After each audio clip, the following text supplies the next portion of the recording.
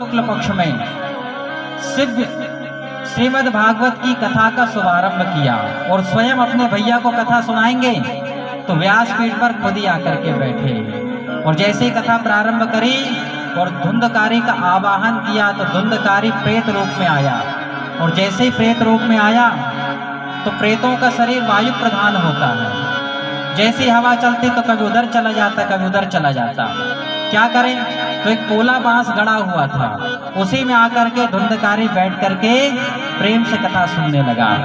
जैसे जैसे एक एक दिन की कथा संपन्न होती जाती तो एवं सप्त दिनश्चैव सप्त ग्रंथि विवेदनम, जैसे जैसे कथा एक एक दिन की होती जाती तो एक एक बांस की गांठ चटकती चली जाती और जैसे ही सप्ताह विधि हुई तो ये चतुर्भुज रूप में प्रकट हो गया। बोल भागवत भगवान की। जैसे ही प्रकट हुआ तो भागवत की महिमा गाने लगा।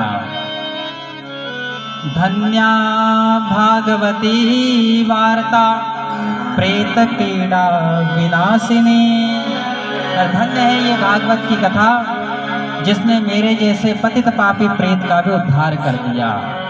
व्यासपीठ की महिमा गाने लगा कि जिस मनुष्य ने मानव शरीर पा करके इस भागवत सुधा का रसपान नहीं किया तो वो कैसा है। तो धुंधकारी बोल रहा है, आजन्म मात्रमपि ये न सठेन किंचित चित्तम विधाय शुक शास्त्र कथा न पीता, चांडाल बच्च खरबत तेन नीतम मिथ्या स्वजन्म जननी जन दुख भाजा।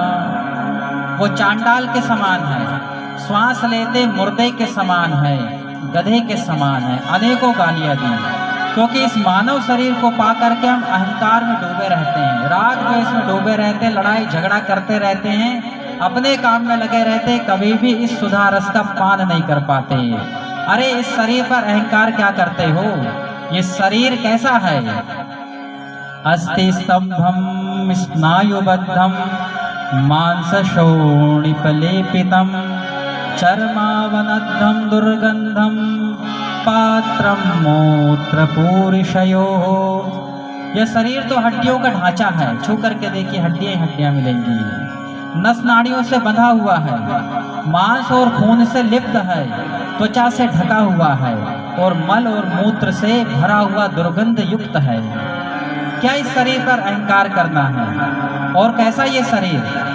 जरा शोक विपाकार्थम रोग मंदिर मातुरम दुष्पूरम दुर्धरम दुष्टम सदोषम क्षणभंगुरम। बुढ़ापे को प्राप्त होने वाला है, रोगों का घर है, अनेक दुख और दोषों से युक्त है और एक क्षण में खत्म होने वाला, धक्का लगाने ये दया नहीं। और कैसा है।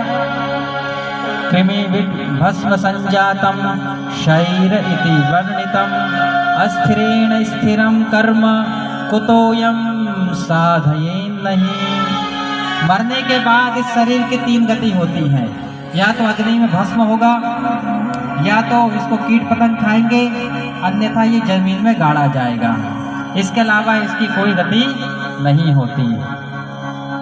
जिस अन्न को खा करके हम इस शरीर को बनाते हैं उसी अन्न के